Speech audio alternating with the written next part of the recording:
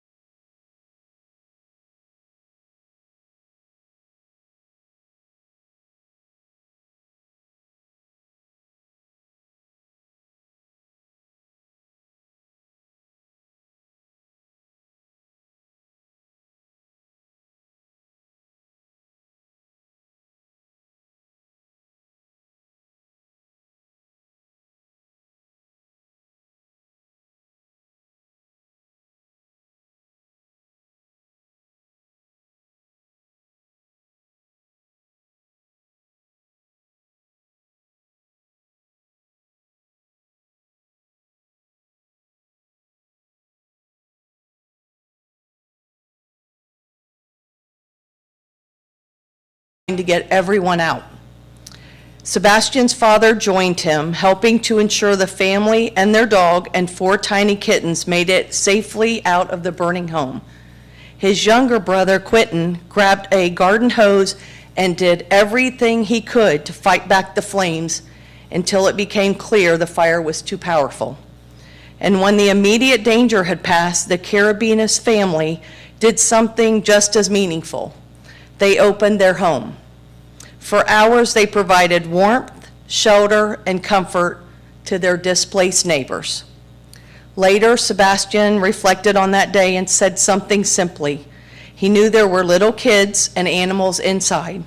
He understood there was a risk, even a small chance something could happen to him, but he wanted to make sure everyone was safe. Sebastian also said the experience taught him to stay calm in stressful situations and to be thankful for what you have. Tonight we honor not just one young man, but a family whose instincts to protect, to help, and to serve. Their actions remind us that heroism does not always wear a uniform. Sometimes it lives next door. It is with great pride and in the true spirit of Officer Jan Mulder's legacy that we present the Jan Mulder Citizenship Award to Sebastian Carabinas and his family. Your bravery will not be forgotten. Your example will not be overlooked, and your actions make this community stronger. Thank you. I want to present this to you and your entire family.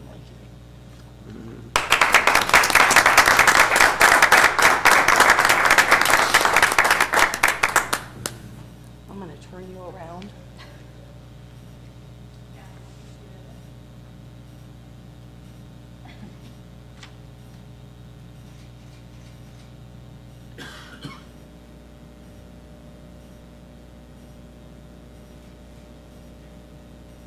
Thank you.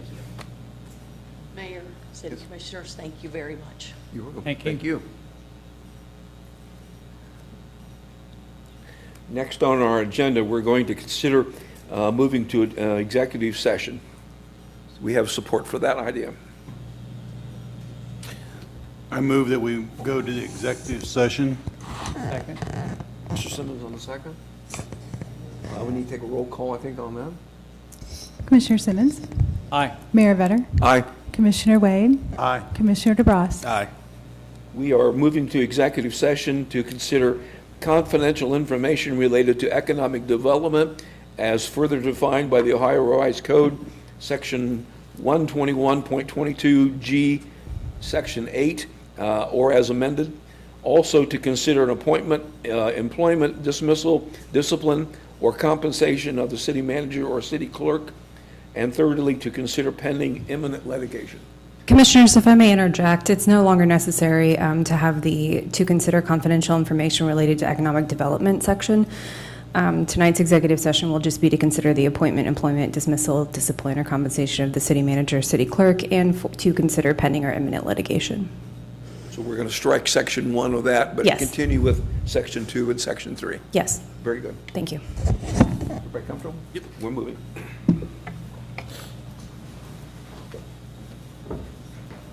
By the time you get there, you got to be done. Yeah.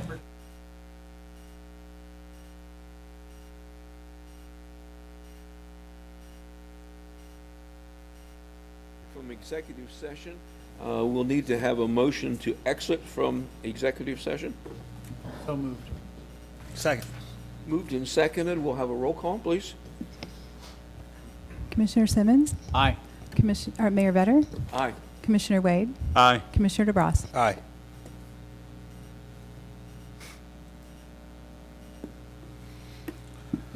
Next, we're going to talk about a motion to approve the business agenda.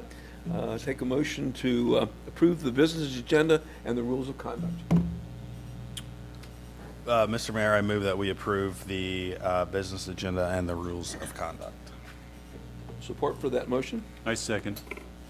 Moved and seconded that the rules of conduct in the business agenda be approved. All those in favor signify by saying aye. Aye. Opposed, same sign. That's approved. Now we're going to have a work session. This work session will be to discuss power, water, and sewer rates and fees.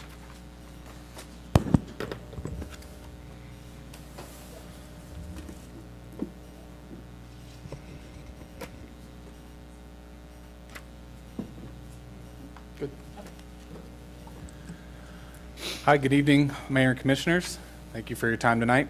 My name is RJ Monnier. I'm the Power System Director, the City of Piqua. Tonight's presentation covers proposed updates to the ordinances dealing with the city's power, water, and sewer systems, including the rates and fees charged to customers contained in those ordinances.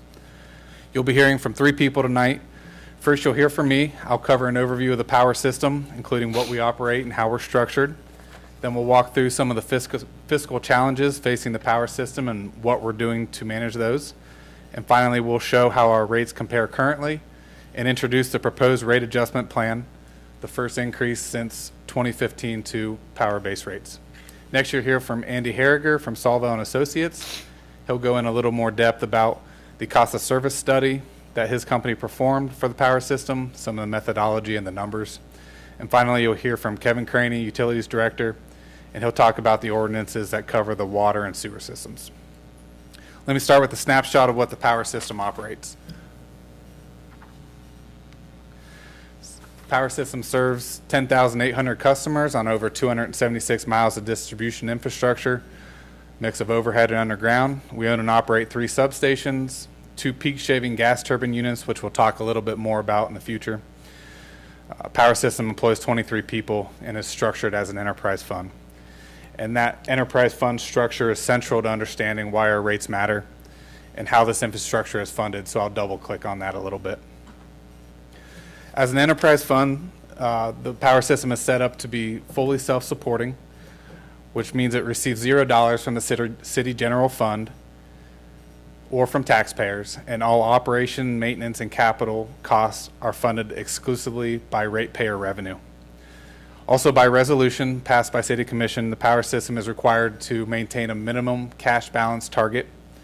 Again, by resolution of the City Commission, it strives to maintain that minimum fund balance. Funds are not commingled with other funds.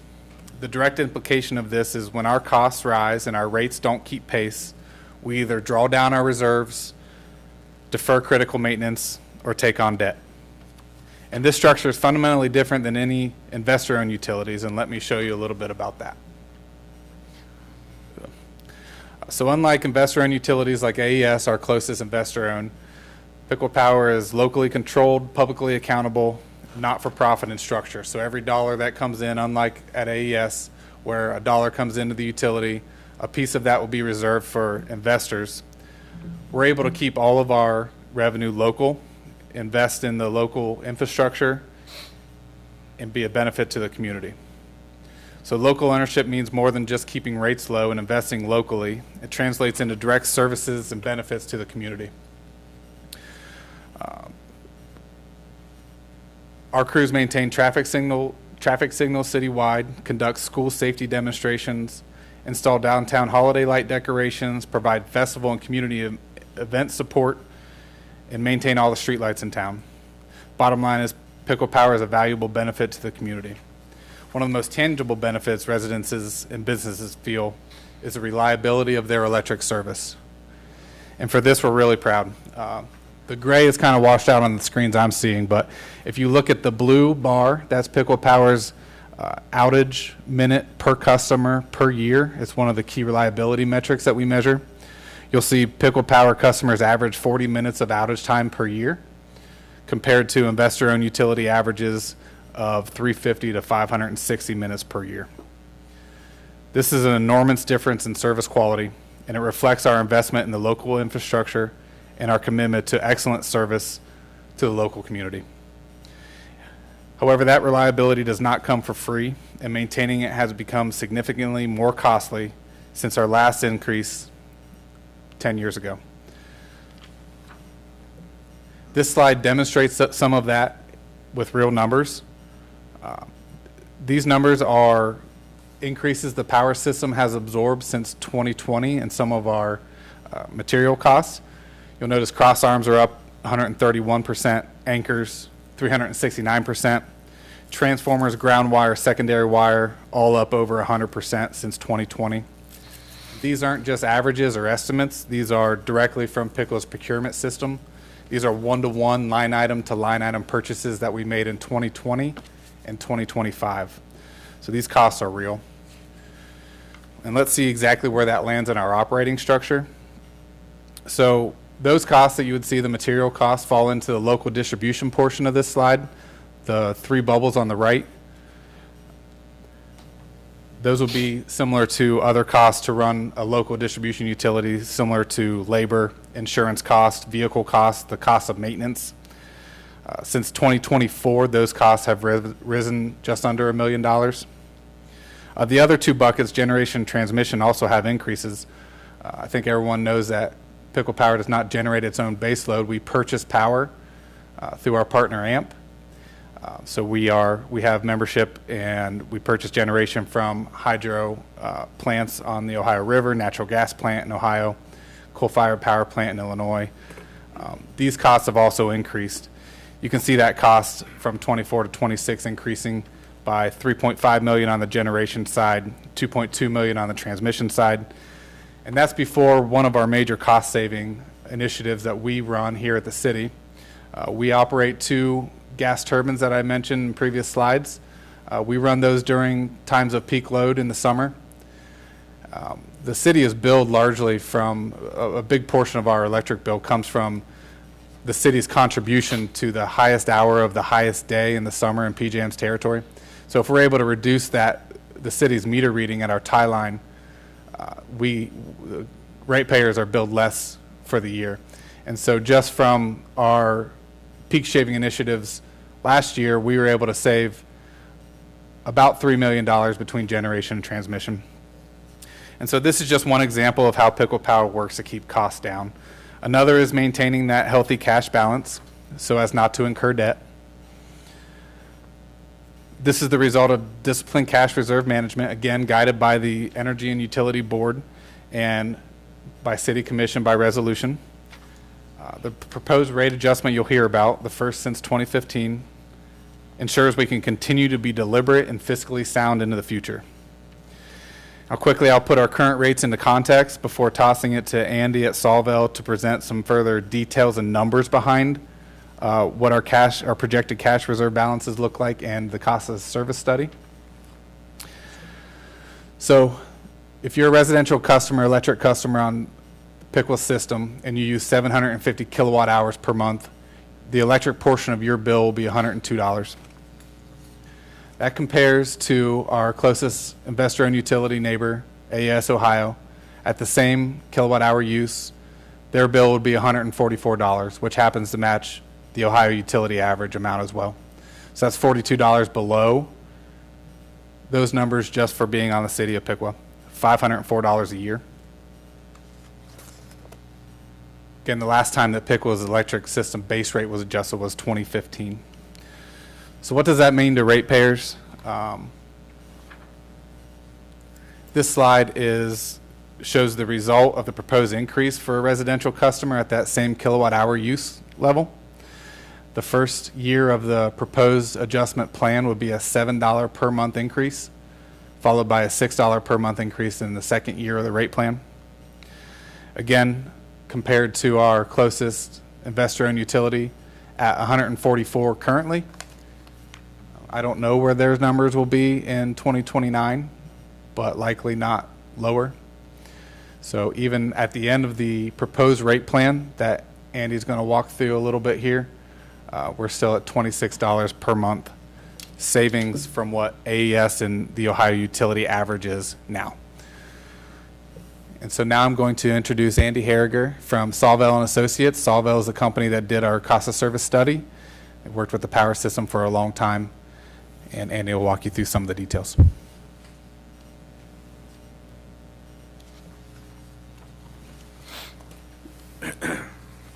Thanks, RJ. Thank you, Mayor and Commissioners. As RJ mentioned, I'm Andy Harriger. I work with Sawvel and Associates. We've helped the city of Piqua. I've probably worked with Piqua for almost 20 years now with Sawvel. And then Don, the president of Sawvel, has worked for Piqua since 1993, I think. So we have a long history. We appreciate the opportunity to, oh, sorry. The mic up a little bit. I think some folks in the back. Yeah, I should have adjusted up there. Can you hear me now better? Okay, thank you. So I'm going to walk through the rate plan that we put together for you guys.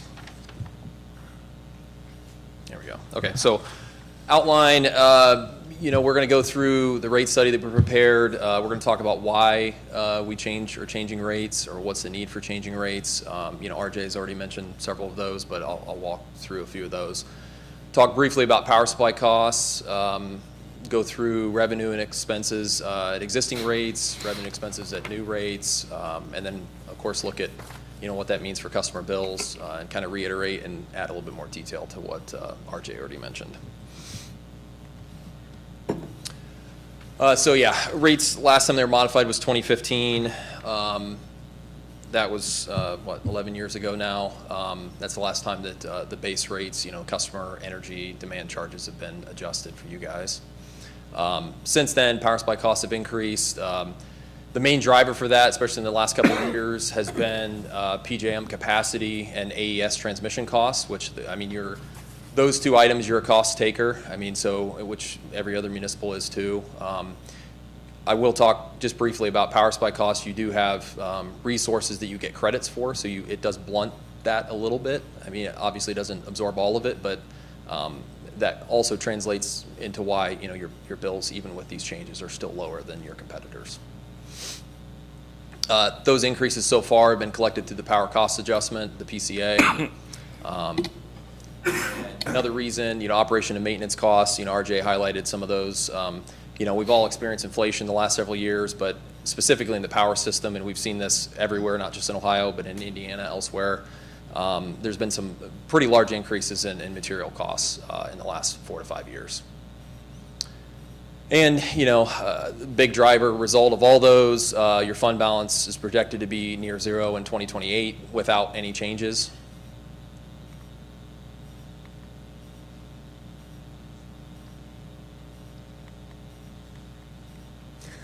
Is it over there? It's not switching. There you go. Is that the next one? Okay. So I won't go through every piece of this, but we're trying to give you a general sense of where your power costs, the pie chart showing percentage of power costs from each resource and or cost category. So the purple there, starting from purple and going clockwise, those are all resources that you own or purchase from. And then when you get around the top of the circle on the other side, the transmission and capacity, that's what I was talking about earlier, the PJM capacity and AES transmission. You can see between those two pie charts here, there's almost a $7 million increase in the transmission and capacity costs between 24 and 26. So that's a big driver in your power costs going up over the last 2 years.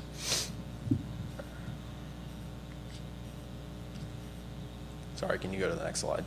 Sorry, I can't. It's not working. Okay, so this is showing your revenue and expenses at existing rates. And so this is a high-level view of your revenue and expenses, which are the first 2 lines there. And then your annual net revenue, so your revenue minus your expenses. And all this is with current rates. It's showing that you have a negative, what we would say, margin or net revenue throughout the plan period, resulting in 2028, you get down to about $300,000 in fund balance, which is obviously much lower than the $7.6 million minimum fund balance guideline. So existing rates are not sufficient. So this is always the first test. Anytime we do a rate study, you want to go through and say, okay, what happens if we don't change rates and we just go through and keep base rates and then pass all the power costs through the PCA. So the power costs can be picked up through the PCA, but when you have local costs, those aren't picked up through the PCA. So that's really the big driver for why you need to change base rates. Okay, so rate plan guidelines. So anytime we're doing a rate plan, the main goal, we want to fairly and equitably allocate costs. So we go through a cost of service analysis where we allocate all of your costs to each customer class. And the result of all that, we want to generate a positive operating margin, which is the revenue minus expenses I showed earlier. We want to try to meet the electric fund balance guideline by the end of the rate plan period. We always want to also consider your rate competitiveness with other utilities, which RJ showed that, and I'll show it again that you guys still look pretty good there. Gradual rate changes. If we do the cost of service analysis and it shows 40% increase, well, we're not going to do that in 1 year. We would spread that over time, and that's not your increase, but we want to try to do the best we can to spread that out. But at the same time, you don't want to spread it out so much that your fund balance deteriorates too much. And I don't know that I put this in here, but it's a 4-year rate plan. I don't know if that's in the material that you guys have, but So we spread the increases out over 4 years with this rate plan. And part of the change with the rate plan is also to begin with a near zero PCA. So you want to start, you're essentially resetting the PCA when you change base rates. Okay, so this is the same table as I showed you before, but with new rates. Shows your revenue and expenditures, and showing that, when you get out into 2029 there, you're generating positive, revenue minus expenses, and your ending cash balance is at your minimum fund balance guideline. So this is a more of expanded table of what RJ showed earlier. That top line is what he was highlighting, the residential there. So, currently about $102 a month for a typical residential bill, increasing to $109 with the first change, and then increasing to $118 by 2029. And, AES and the Ohio Utility Survey, which is the rest of Ohio, both of those are about, and those are different numbers. They just happen to be, the average was very close, within a few cents of what AES is currently. And then I'm showing also commercial and industrial on there, some typical bills there, different range of usage, showing that they're also, even out to 2029, are also very competitive with your neighboring utilities.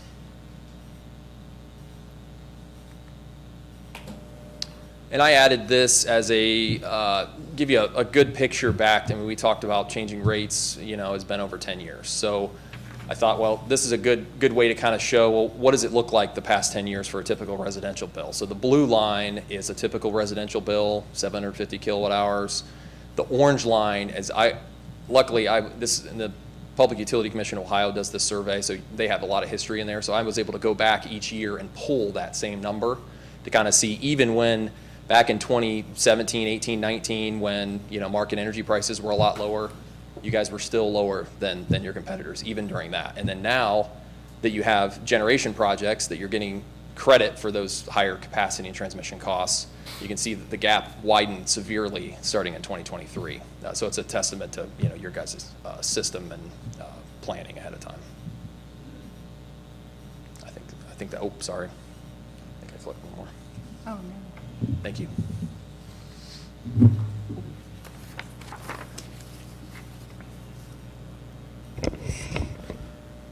Good evening, Commissioners. I'm going to discuss the water and sewer portion of this. Just for reference, in your packets, I know there's 84 pages of stuff. There's so a lot of that is the stuff that's redlined. That is the that is the current ordinances for water and sewer. Red lines are proposed changes. You'll see the the current rates and the proposed rates for both water and sewer, and some background information on how we fare in the Piqua, the regional Piqua water and sewer survey. Again, I'm going to give a quick overview here. So Chapter 51, that refers to everything that we do in Piqua related to sewers. That it has our collection system. There's a lot of different terms for it. It has the plants, the treatment we do, effluent, biosolids. So there's just, some confusion here is there's a lot of different ways to say Chapter 51 sewers. And then financially, in Piqua's eyes, Fund 404, when you hear 404, that's the fund associated with sewers. Piqua operates a collection system, 7 lift stations, 120 miles of gravity sewers. The plant, which went online new in 2020, is designed for 8.75 million gallons capacity. Last year, we did 3.85 million gallons per day. So we're at about 46% capacity, so we're pretty good there on having lots of capacity left for future growth. And then anything that happens, at the facility, all the treatment laboratories at the treatment plant, and then our end products are the clear water that we send to the Great Miami River, and the biosolids, which we can either land apply on farm fields or send to landfill for disposals. The same thing here. Chapter 53 is water related. These are a lot of the terms you'll see with water in our ordinance: source water, water treatment plant. You'll see public water system, booster stations, increased water pressure. Distribution system is all the pipes out in the homes and in the regions. We have 3 pressure zones. that are slightly different, that operate differently. We have 3 water towers, one associated with each zone. It relates to drinking water quality, and for Piqua financial terms, 403 is the number you'll see matching that up. And Piqua water system, quick overview, we are surface water. We have the Great Miami River intake, Swift Run Lake, and the City Lagoon. That's an adjacent quarry on the east side of our Great Miami River intake. We do not use groundwater for our drinking water production. We do not have wells that go into the ground to get water. All our water runs over the surface through those 3 sources. The water treatment plant was built new a few years earlier than the wastewater plant, 2017, went online. It has a capacity currently of 6.75 million gallons per day, and we are using about 1/3 of that capacity in 2025. We have distribution system going to those 3 pressure zones that line up with those 3 towers, and they're called the Central, Eastern, and Western Pressure Zone. Some historical data. The water treatment plant, we found some old records going back 60 years almost now. You see back in the 60s, in the mid-70s, well, I should say, it's hard to see, but the orange is how much water we're pulling from our sources, and the blue is how much we're treating and sending to our customers. So you'll see 70s really high. There was a lot more industry in Piqua, Decker's Meats, Aerovent, just a lot more manufacturing going on. French Oil was probably using a lot more water than they do nowadays. You'll see a big drop off around 1980, then kind of flat for a while, and then recently a little more of a drop off. Some reasons for the drop offs over time: every toilet, sink, every time an appliance is replaced, usually after its lifespan, 10, 20 years, these newer models are all more efficient, use a lot less water. So that is a downward trend that if you have a population that stays the same across this country, you will see a downward trend in water usage related to that. So that's kind of normal. One negative factor why water usage could go down is having high rates. Piqua, not going to lie, Piqua has some higher rates. We're going to start talking about that next. Some of the history of the rates. Here's our rate history going back 20 years. The water's on the left, sewer's on the right. You'll see, I don't like, when I put something in red, it's a high number. So having 10 and 20% water increases back in those days, back before the plants were built, that was pretty high. That was done in anticipation of spending $50 million on a water plant, spending $50 million on a wastewater plant. So they are high, admittedly high. You will see the last 5 years they've been 0, and the good news out of this presentation is that we are planning to lower our water and sewer rates going forward. So there is a plan for the next 3 years to lower the water rates this year, and then the sewer rates for all 3 years. So some of those are, hopefully that'll be 8 years of no increases or decreases, and start getting us hopefully back in line with the rest of the surrounding communities. When I say surrounding communities, the last 5 years and for over the last 35 years, about 70 communities in Southwest Ohio send all their rate data.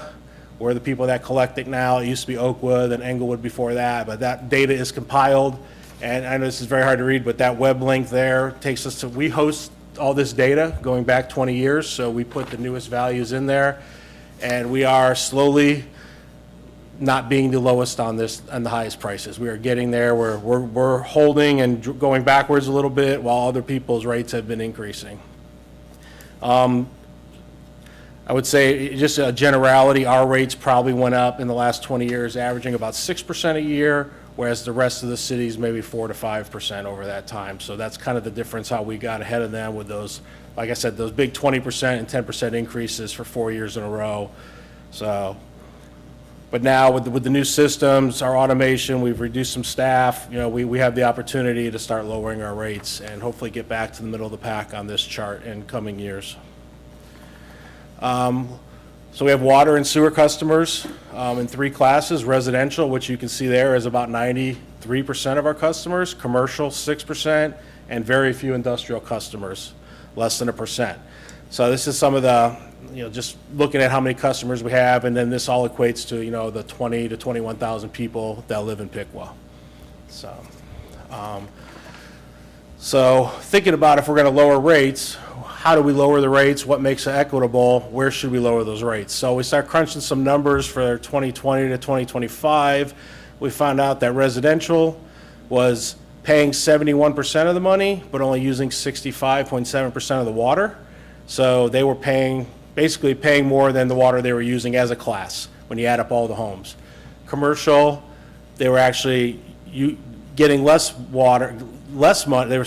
They were paying less revenue, but using more water. Same with industrial. So we came up with, we're going to lower residential rates to try to balance this over the next 3 years. Just another thing on rates, I showed you that first part, that slide, how we're using less and less water over the years. The purple line is adjusted per customer. So we have gained more customers over the years. So that's another way to kind of look at the trend where gallons per customer has gone down over that 60 years as well. And unfortunately, you can see in the green there, when you have less customers and they're using less water, your rates have to go up to stay at a fund where you can operate. So, but the good thing on that green trend is those 5 flat years there on the right. That's the last 5 years, and hopefully in the future it's going to stay there or go down. So we're looking to correct that over time. RJ mentioned, we check our budgets, monthly. This is going back 10 years. So this is the sewer fund over 10 years, and we have a codified in a resolution. We have a cash reserve policy as well.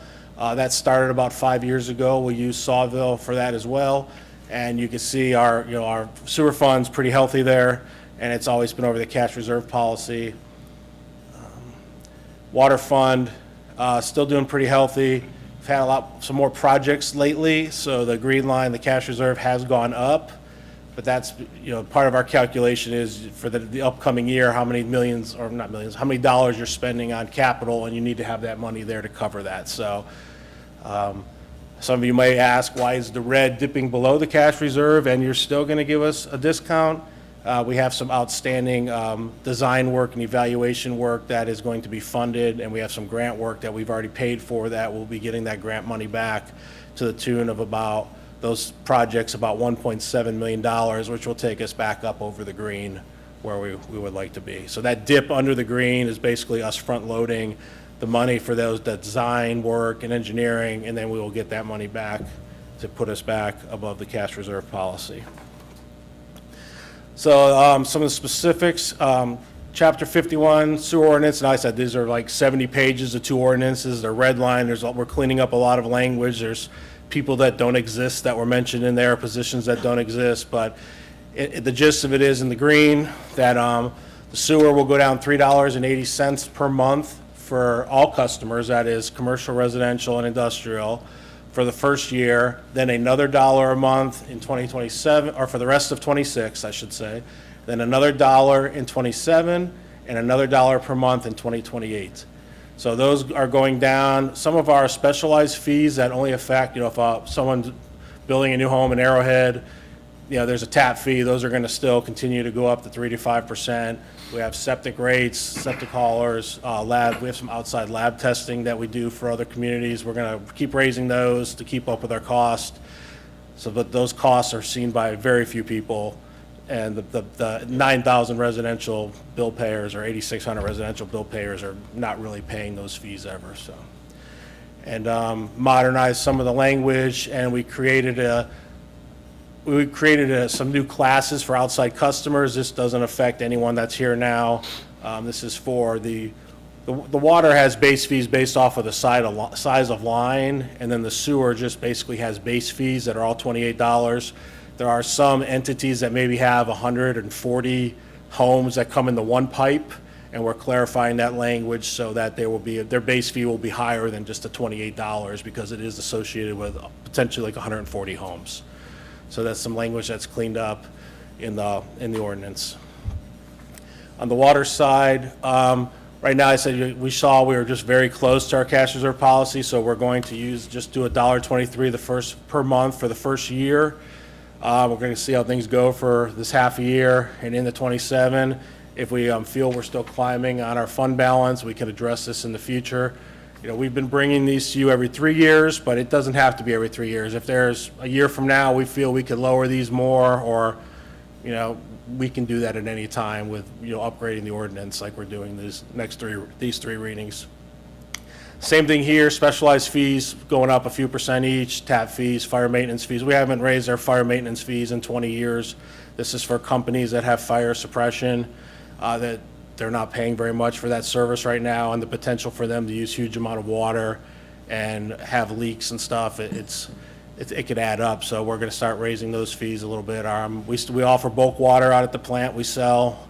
We have about 30 or 40 customers, routine customers, and then cleaning up some of the language, and we are removing, so there was language in there about a backflow prevention fees. We do have a backflow prevention service, but it's done by a third party, and the fees are paid to them. No fees touch hands with the city. It did say that in the ordinance, so that was striked. And we are not renting out water hydrants anymore. We used to have water hydrants we'd rent out for construction people, and it had a meter on it. We found lots of headaches with that. So now if it is a project associated with the city, like a lot of the demolitions that you guys have seen come in front of you, we'll let them get the water from the water plant to keep the dust down on their projects. It was becoming a headache keeping track of those hydrants, so that's left the ordinance. There's a summary of what I told you on all the costs, and then in the green down there, you'll see on the sewer side, it's almost $1 million over the 2.5 years, savings to the customers. And on the water side, about $337,000 in the remaining 2.5 years. So we're hoping if everything goes right with these ordinances over the next 3 weeks, RJ's and mine, that we can have these up and running June 1st. That's our goal. And tying it all together, yes, RJ has talked about, you know, the average, I think that was like the 750 kilowatt hours is maybe a home that has 2 or 3 people in it, you know, average going up about $7 a month. And then the water, doesn't matter how many people you have in your home, that's going to go down $123, and sewer $3.80. So that is our presentation on these 3 topics, and we if you have any questions, we can answer them now. And we have 2 more readings if you have questions for us next week or in the future. Questions from the commission? Oh, I have questions. Thank you, Mr. Mayor. I have wrote down several here as you were going through this. So, Kevin, since you went last, and that's all fresh, I'm going to start with you. I only have just a couple for you. My first one is a question that probably no elected official should ever ask. But I'm going to ask it anyway. Go ahead. Why, knowing that we still have debt on the new water plant, what is the reasoning behind lowering the rates instead of keeping the rates the way that they are and paying down that debt at a faster rate? So our debt is all structured through the state revolving loan fund, which is there's a water side and a wastewater side. We do have about $86 million in debt between the water and sewer fund. The way those debts are set up, you get very good interest rates when you set them up for 25, 30 years, but there's no advantage to pay them down early. If you pay them down early, like a car mortgage or like a mortgage on your house or car where you would save over time, these, even if you pay them off early, you will still pay the full amount with the interest. Now, our wastewater plant is only at about 0.8% interest, and then the water plant averages to about 3.54. Those are the 2 big ticket items on that debt. So paying it off early, which you could do if you had a plus reserve, does not help you because you're still going to pay the interest over time. I appreciate that answer, and let me just be clear. I'm not advocating for that, but I felt the question needed to be asked. I believe it was the last slide that you put up. My last question for you was going to be, I'm not a math major. It's not my area of expertise. But if I did it correctly, the one before that, the one that has all 3. This one? Yep, that one. So the way that I see this across the board is on the average resident bill, a $7 increase for electric, but a $5 decrease when you add water and sewer. $5.03, yeah. All right. So, $1.97. You're welcome. thank you. I oftentimes. Now that is, if someone uses less than, well, their electric weight can be higher or lower than the 750 That's kilowatt just- hours, but that's the standard that Sawville nationwide, people kind of use that. 750 is what the average home would use. So And the based on that- 123 and the 380 Those are set. across the board. Yeah, those are just straight off your base fee. Doesn't no matter how much you water you use. use or not, That's yes. what, okay. All right. RJ, buckle up. I got quite a bit for you. And my first question, a couple of these, I know that you answered, but I think they are worth revisiting now that we've gotten all of this. But I want to start with, how long have you been in this current position? Coming up on just a year. Okay. The reason that I asked that, it goes with my next question of, if I understood this correctly, it has been since 2015, so over 10 years since these rates were adjusted. Last time the base rate was adjusted, that's correct. So this is not an issue that you knew was on the horizon, that we had waited 10 years to address until we got to a, critical inflection point. This is something that a year into this, you're seeing the problem on the horizon, and we need to do something now. That would be accurate. Okay. With the rate increase and the increase that you showed us on the cost of all the things that you need to operate the system, how is that comparable to the rate of inflation that we have seen over the last 10 years? Yeah, I believe the CPI over the last 10 years is about 35%, depending on what number you use. And how does that track with the rate increase that you are proposing? We're proposing a 14% rate increase over the next 4 years, but we've held steady with our cash reserves over the last 10 and absorbed that 30% CPI increase during that period of time. And does the rate increase take into consideration any expected increases in inflation and continued cost increases on the infrastructure that you need to operate the system as is? Yeah, I believe the expenses were accelerated at 4%, Andy? Yep, 4%. Bear with me, I wrote them down all over here. Those were just the top three. All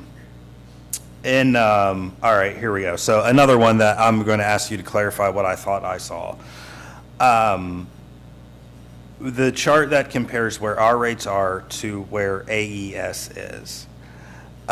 Did I interpret that correctly, that after the 5 years, so after the full rate increase is in effect, that we are still $26 cheaper than what AES is today? What AES is today, that's correct. So And- not knowing obviously what AES will be in 4 years. I'm going to go there next. So my assumption is that you're not going to be able to give me a 100% certain answer that AES's rates are going to remain the same or that they're going to be able to decrease them. But I'm going to ask you to speculate. Do you think there's any scenario in which AES decreases their rates over the next 5 years? I think there's likely 0% chance that they decrease their rates in the next 4 What years. about they remain flat? Same answer. All right. Bear with me, I'm almost done. And I thank my colleagues for allowing me to ask these questions.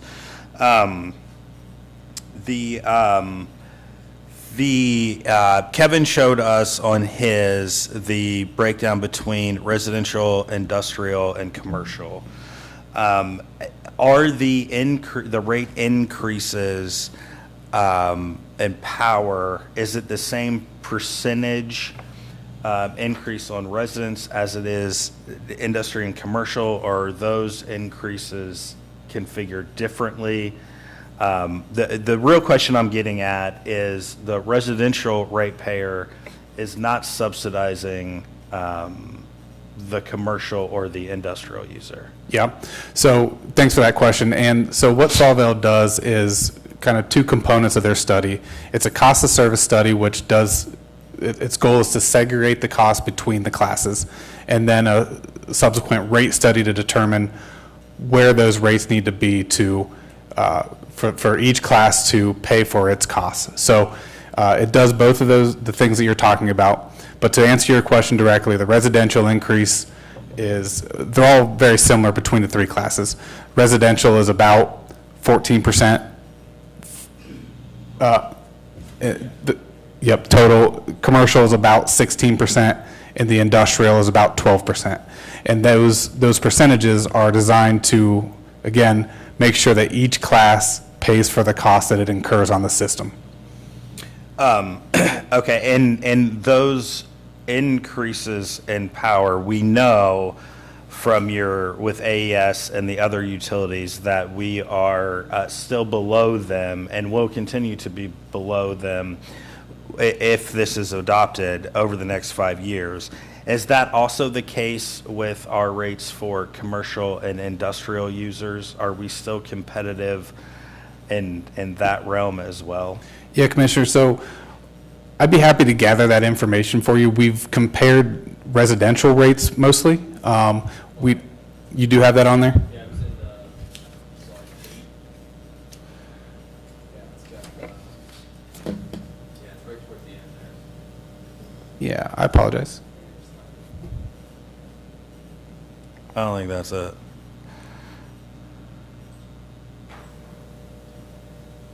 One more, yeah. Yep. So I'm less familiar with where this source data comes from. I would defer to Andy. But these comparisons are, yeah, so there you go. So it's the same on the commercial and the industrial as it is on the residential? Yes. Got it. Mr. Mayor, I believe I'm done. Thank you. Okay. Other questions from the commissioners? I only have one. Okay, we'll get to you. What happens if the coal plant goes away? The coal plant? Yeah, the ones that we're buying energy from that is operated by coal. Yeah, so you're referring to Prairie State, which is a coal-fired power plant that we purchase generation from in Illinois. Gosh, I don't know the answer, Andy. We had a long-term power purchase agreement with that company. So the debt is through 2040. And so I guess what would happen if it goes away? Well, isn't there politically, people in the political office trying to tear that Prairie plant down? Yeah, so I believe, and I didn't come prepared with the latest legislation, but I believe there's legislation in Illinois where they're trying to limit the generation, and that's based on the carbon emissions from different units. So there's a possibility, and I think that's 2035. But by limit, that's not shut down. It's like they may have to pull back. If that stays in place, they may have to generate slightly less, but it doesn't mean that they'll be shut down. That's as far as my understanding right now. So you'll Yeah. have time to Yeah. come up with another and- source of energy. Yeah, and so that means, I'm guessing, I think it's about 2040 is about where the debt, so you may have about 5 years in that scenario, you have about maybe 5 years of reduced generation, and then after that, it's paid off, and, you know, you can either continue operating it or do improvements or whatnot, you have, you know, other options at that point. Okay. Yeah, yeah. That's all. Okay, thank you. Mr. Simmons? I have one question, and by the way, thank you for this. This is very, very well put together on all of your parts.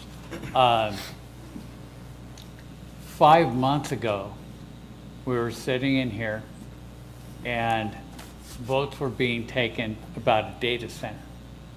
And one of the things that people screeched and hollered about was that our power rates were going to go up. Your power rate's going to go up, okay?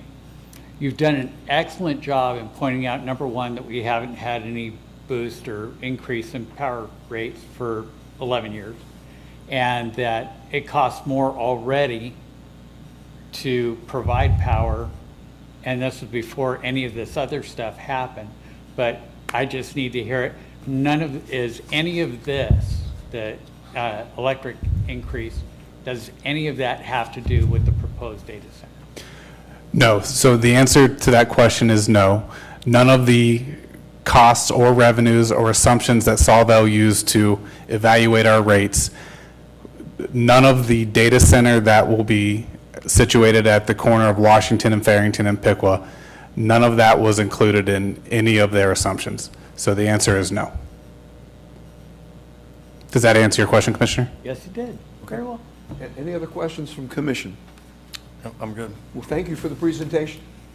And we'll be talking here coming up a little further. Okay. Next, we're going to consider the consent agenda, and it'll have a couple parts. Sam, would you read that, please?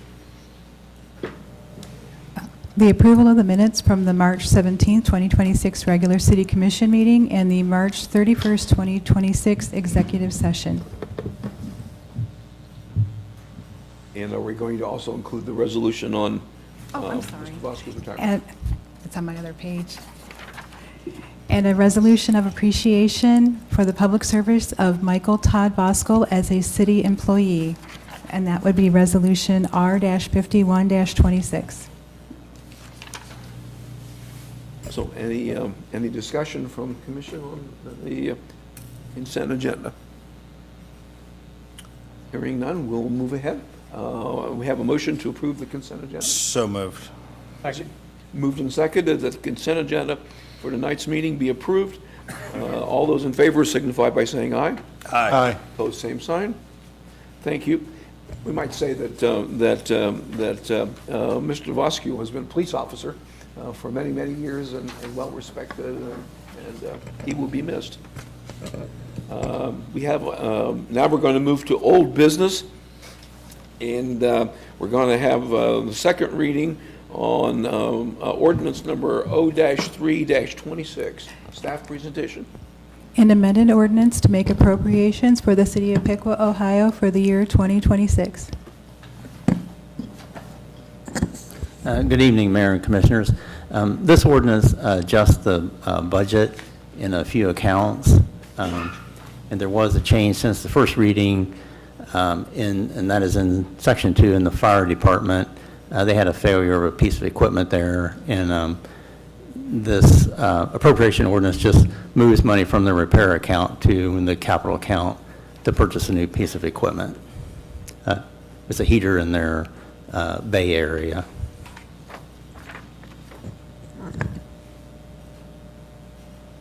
Are there questions from the commission? I have a public comment card for this ordinance, O-3-26. Kim Heisler.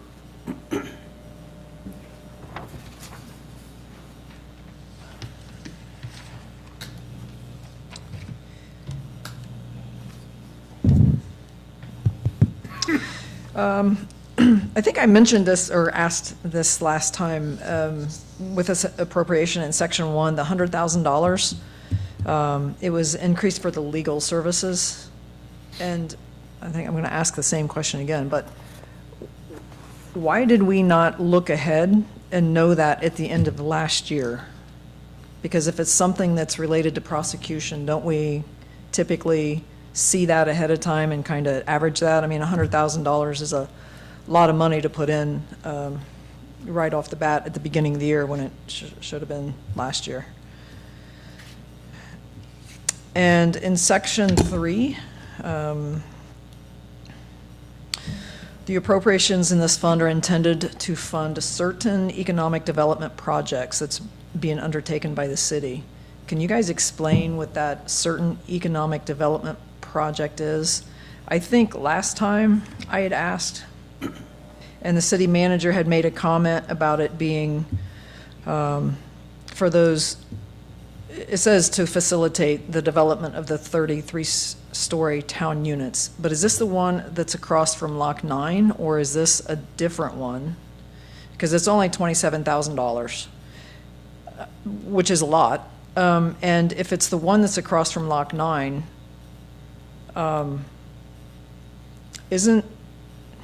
don't the developers usually take care of that? I mean, what kind of, why would we be paying for an upgrade to something that's done? If you guys could explain that a little bit more so that we can get an idea of what that $27,000 specifically is for with the development of 33-story town units. So what location is that? And what specifically is that for? And then looking ahead, past 3 months on the $100,000, which seems kind of extreme. Thank you. That's the only public comment card I have on that agenda, on that issue.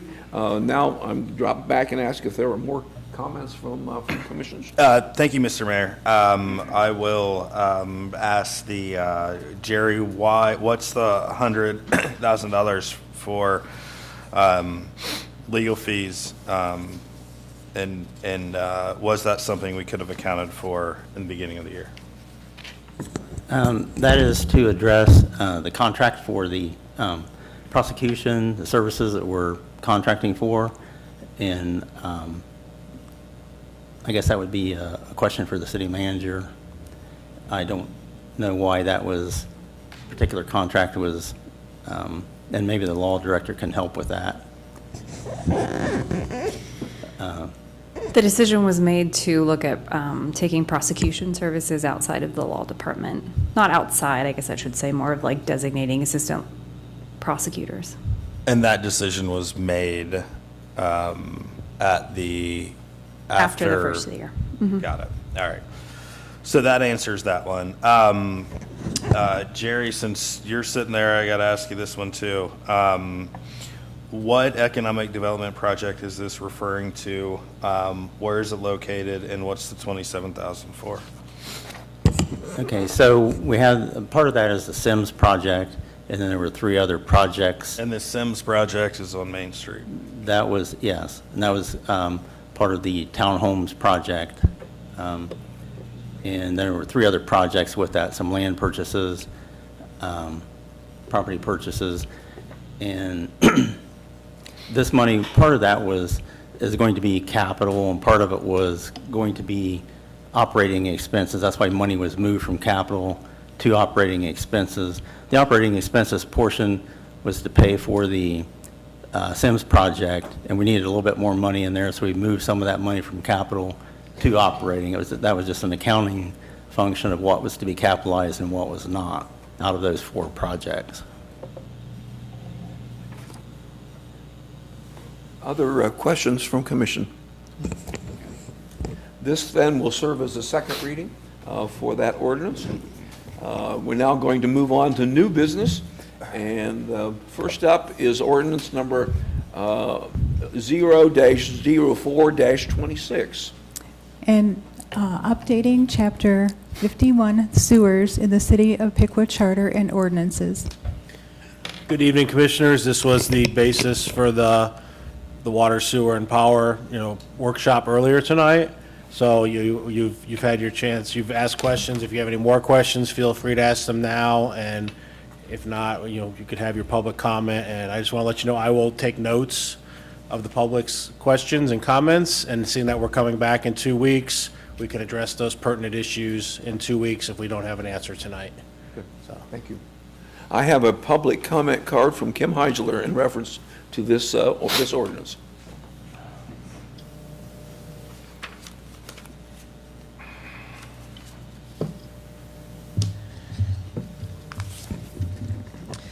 Okay, so on this, I understand it was a good presentation. It seemed like it was pretty straightforward. And just like with the electric, the question that was asked earlier, is the data center a part of these equations? And if they're not a part of these equations, is that the reason, one of the reasons of the remake of the Chapter 51? And my curiosity is also because is the data center considered industrial or commercial? I guess is one question. And a little bit earlier, I mean, we were paying for the other 2 until they equal those out. So that was something that was not saw in the future that we should have fixed earlier. But it is good that we're getting it level. But was the data center considered in that? And depending on if it was commercial or industrial, are you guys looking at them as just another commercial or industrial person coming? Because it is nothing at all like what we have now. It's using up all kinds of water, all kinds of electric, and all kinds of discharge problems that we have to deal with. So it's a whole other beast, not like any industrial thing that we have already. So I would hope that you guys made an additional category for that and have additional parameters for them. So I guess my question is it set apart separately? Is it being evaluated differently where their charges are going to be different because of the massive amount, because it is not the same and should not be in any of those categories. It should be in a standalone category. And also, are they using metered water? Are they going to be using metered incoming and metered outgoing? Because I think maybe, and I could be completely wrong, is in the agreement or somewhere, it said that they wanted to have metered outgoing water because they didn't want to pay for water they weren't using. So I'd like to know that. And if they are metered, is that something you can just shake your head yes or no to? If it is I'll metered respond to or all not? these when you're done with your questions. Okay. Of course, couldn't be a quick yes or no answer. Okay, so if it is metered on the way out, it wouldn't make any sense to me why they wouldn't be paying for the entire amount. I mean, okay, if 100% is going in and 40 to 80% is evaporated, that means that they're only paying a very small portion for the discharge coming out, right? I mean, I'm just asking these questions. I don't want to ask him if he can easily answer me and say, you know what, they're getting metered in, they're getting metered out, and it's going to be for the full amount. If they're not, if they're only getting paid for the water going out, they should also be penalized for the theft of the water then, kind of, sort of, because it's getting evaporated. I mean, not necessarily theft, but I mean, it's the usage of the water that's no longer there again. And the reason I'm saying that is because there are folks like the water hydrant, right, that you guys used to rent out, or folks that want to water their lawns. They're using the same water in, they're paying for the same water out, right? If we water our lawns, it's not going into the sewage system, it's not using the same pipes, it's not using whatever. We shouldn't get penalized for the water that didn't go down the sewage. So I was just wondering if we're looking at, you know, kind of the same thing with residential versus industry, which is not an industry that qualifies as regular because it's a much bigger in size. Yeah, so I guess is that equal treatment? And there's going to be additional, like when that stuff evaporates out, it's going to leave a highly dense amount of stuff that has to get cleaned, which means that there's going to be additional cost in cleaning it out. And another reason they should get billed differently. Your time is up. Yep, I see. Thank you.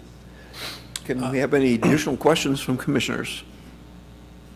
I can answer a few of those right now if you want me to. You may. Thank you. They will be as an industrial customer, as the all the annexed land has been zoned industrial. We anticipate most of them will be industrial customers in nature down there. And then one thing we've really stressed that this ordinance does not, any ordinance it does not affect just one company, and we don't treat one company different than another. I don't treat Hartzell's different than Arby's or the Goodwill. You know, these ordinances are written with codes, with language that is uniform that can be used for any industrial, commercial, or residential customer to follow. So that being said, they will be billed for their water exactly the same way in the same rate structure that is in the books now. If they are a 12-inch line, they will have that base fee. If they use so much water in bracket 1, they will bill for that. In bracket 2 and bracket 3 and bracket 4, how our ordinance is. So They really stress that they should not be treated differently than anyone else. We're not giving them a special water rate or sewer rate. They will be treated like everybody else. As for the question on the water going back to the sewer system, yes, it will probably be less. We have a few other companies that do that already. Hartzell Wood, they use a lot of water, but it evaporates off in their process. They have a separate meter that we bill their sewer off of. So our requirements are they have to prove to us that they are reducing their water that they're bringing in, they're buying clean water, and then what they're saying to the sewer, it is on them to determine that reduction to get that, for that sewer reading to take place. So they will have a approved meter. We will inspect it once a year. We will have it set up to one of our readers, our MTUs, where monthly we will get the amount from that. So the water they are discharging to our sewers is what we were billed them for, just as any other customer that has that requirement within the city. Hearing no other comments, this will serve as the first reading for ordinance number 04-26. Now we're going to move on to ordinance number 0-05-26. First reading. Updating Chapter 53, Water, in the City of Piqua Charter and Ordinances. Same thing, Commissioners, same from the presentation. If you have any more questions now, or if you want to open it up to the public for theirs. I do have a public comment card from Kim in reference to this ordinance. All right, me again. Same kind of thing. You guys up there at the commission, nurse. A data center isn't like just a regular Goodwill store coming in, or just a regular store, just a regular business. They're changing the industry completely. It's like devastating the environment. It's tainting the water. It's changing everything. It's changing our farmland to concrete. It's not a regular industry, and I think it should stand separate. And just because it's in the ordinance that way, maybe we need to add a different category for that. I mean, if they want to be treated, of course, they're a billion-dollar company. I'd want to be treated the same way too, because you know why? Because I could save money. I mean, it's silly. Why would you guys not look at it as being different and an opportunity to set it alone, set it separate? It's our money and stuff that's going to be buying more chemicals and stuff to get rid of the stuff that's now evaporated out and now highly dense. I mean, I don't understand. If I were you guys, I would like take a look at that and try to set up a separate category, because this is not a regular industry. And if you guys don't think it's not, and you think it's normal, then you need to open your eyes and start watching, read some things about data centers. Is it actually in the contract that they are going to use a certain amount of water? Is it guaranteed a certain amount, minimum certain amount of water per month? Is it in the contract that they don't have to disclose that, so that we'll never know? I don't think it's fair to have an outgoing and say, you know what, it's okay. You know what, I'd like to be treated like them. I want a water meter incoming and a water meter outgoing. And if I water my ground, I don't want to be charged for that water. Can I do the same? That would be fantastic. Not really. I don't want that I want them to get charged for it. But I want it to be equal across the board. They got billions of dollars. We can actually tell them how we would like to have it as a city, because they're supposed to be good neighbors. I don't want this big industry coming in, taking all of our water and all our electric and raising our bills and paying less for water going out when I struggle to water the lawn because it goes up 1 unit in $1,000 increments. Here's another thing. It's been a little while ago, I know you guys put online, that in the hub we can see actually how much water we use. Supposedly, the reason we got the water meters is because it went down to like I can't remember how low it went, quarter or a tenth or something like that of gallons, so we could measure that. That's fantastic. But the minimum we can get is 1,000 gallons. And when it goes up, it's another 1,000 gallons. Even if we did 1,003 gallons, we still get charged for that second gallon. I don't think that's fair. And we have enough technology now, and if we can go by the 10th or whatever, we can certainly, and you guys, I would hope that you guys would look at this also, to help save the citizens money, to maybe go in quarter increments. Like if you use 1,250, just, whatever. Or maybe 1,500 gallons, not charge the full second unit. But I mean, if you can do that for the industry, I see you're not excited, but I'm very excited. yeah. But I really think you guys need to look at it across the board, and don't treat us any differently. I mean, if you're going to allow that for them, allow it for us.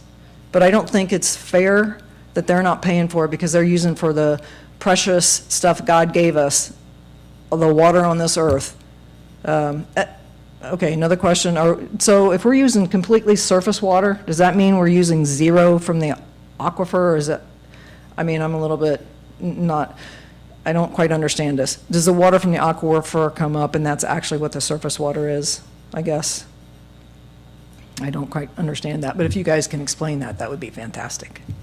Educate. All right. Questions or comments from commissioners, please?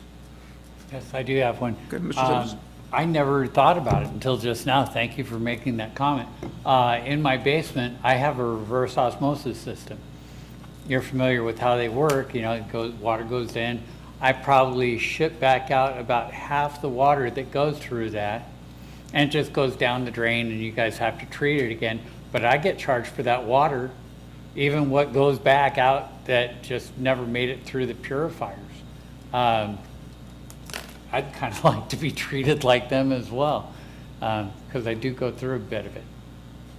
I think the difficulty is when you have 9,000 individual homes and trying to put a deduct meter on each one and each spigot that could be used on the outside of the home to water a yard or wash a car, it becomes feasibly pretty tough. When you have one point leaving a factory, it's a lot easier to meter that than 9,000 homes. So I think that's a big part of it. RJ may be able to speak to this better than me, but we do have a deduct meter program in our ordinances, and he may be able to talk about that better than myself. So it's actually not a deduct meter. It is you are able as a residential customer to have a water meter that is not tied to your sewer account. It's called an irrigation account. It's a separate water line that you would install and have metered. So if you do want to water your lawn, it doesn't have sewer attached to it. Gotcha. That exists. And I did hear, so I just heard a lot of opinions in there. I didn't hear a lot of questions to answer. But the stuff that's being talked about, that's total dissolved solids, and there are total dissolved solids in our drinking water that we produce, about 120 to 150 parts per million. And those are what get concentrated 3 or 4 times and come back to the wastewater treatment plant. But I just would like to note that no water is coming out of wells. There is minimal interaction between an aquifer and surface water, usually in the areas of a river. There can be water going one way or the other, but it's usually happening at those river corridors. And we just don't have wells. All the water will be coming through the plant, through the water meter. It will go through the sewer for treatment as the rest of the water from the entire city goes through our wastewater treatment plant for treatment before it goes back to the river. So that we have stuff, or this stuff that's going specifically that we take out, it is being treated as the rest of the water coming to the wastewater treatment plant. And it will blend with all the rest of the water that comes to us every day, 24/7, 365. Other questions from commissioners? Hearing none, this will serve as the first reading for ordinance number 0-05-26. Now we're moving on to ordinance number 0-06-26. Updating Chapter 52 in the City of Piqua Charter and Ordinances. Yeah, thanks, Mayor and Commissioner. So similar to Kevin, this was presented in the work session, and I'm happy to take any questions related to the updates to the chapter. I have a couple of comment cards. The first is from Jonathan Wessel. Here's Jonathan.